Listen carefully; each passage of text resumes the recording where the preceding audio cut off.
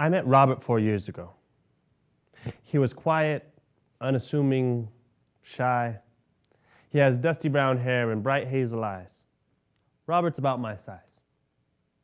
At first he seemed nervous, but as I got to know him, I realized that's because not everybody gets a window in. You see, the surety of who he is comes across in words. Robert is a prolific writer. I heard him tell me once that he writes 3,000 words a day.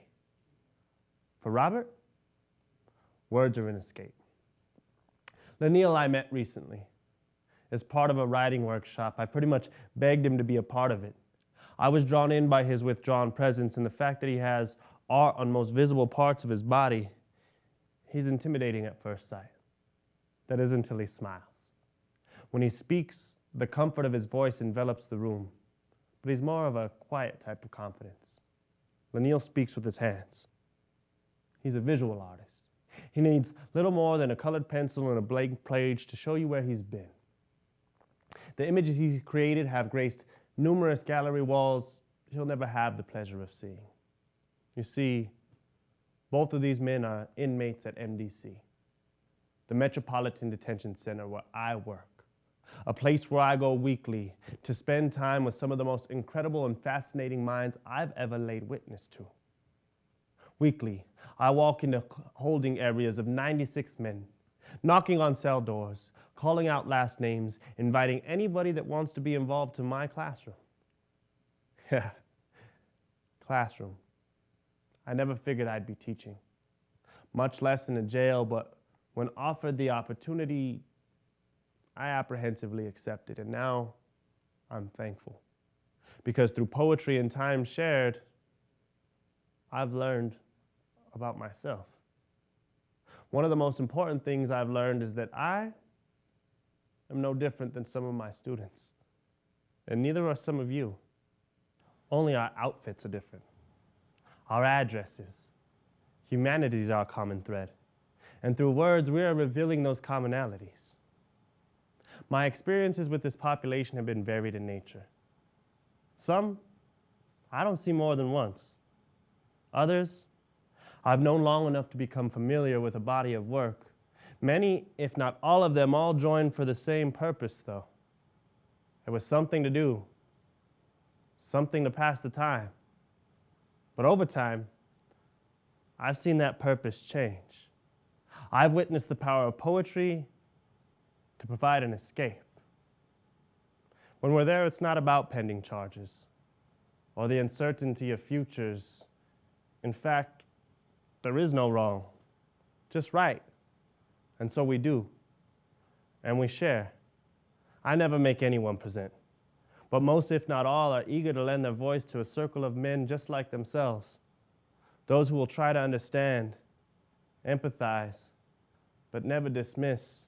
We have discussions about if given these tools, making the right decisions the second time around when they get out might be possible. What happens then, my friends, is incredible. Poetry begins to connect in men populations. Art finds its place in a place where over 3,000 folks are searching for something. I just happen to be lucky enough to witness it. Since I've been conducting writing workshops at MDC, I've witnessed the environment change. Art, education, and the access to it are allowing folks to access a place within themselves that before wasn't possible. We're seeing folks successfully transition to lives on the outs, as they call it.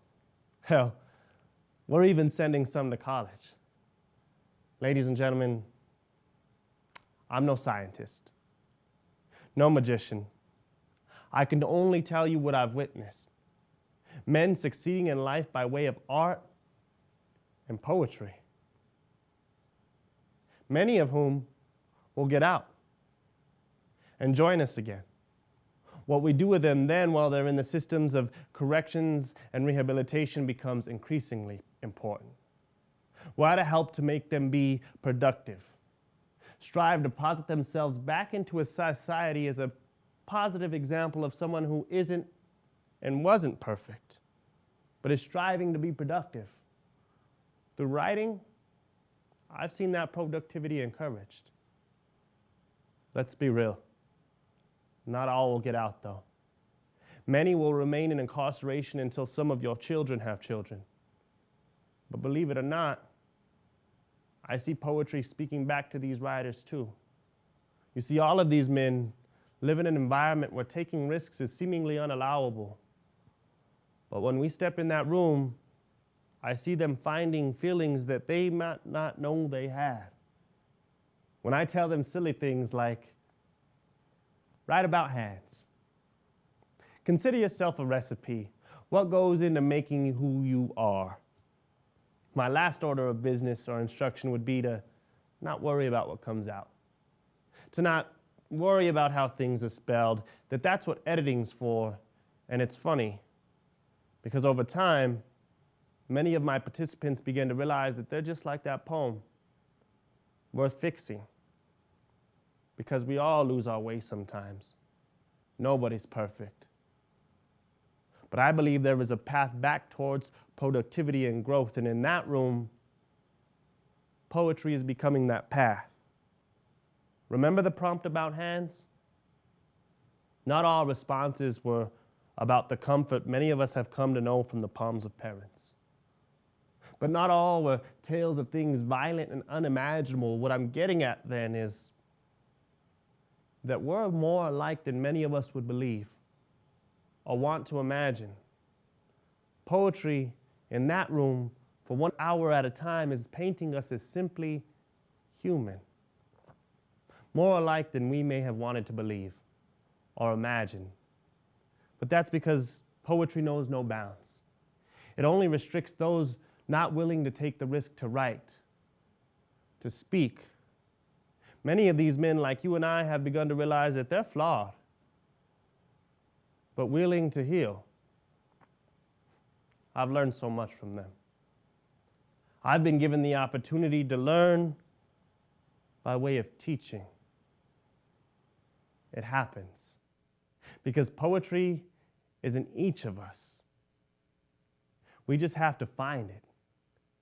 And for you, I believe the journey might be different, but the intent is something that binds us like books, connects us like letters, a journey of healing, because nobody is perfect or should ever assume to be.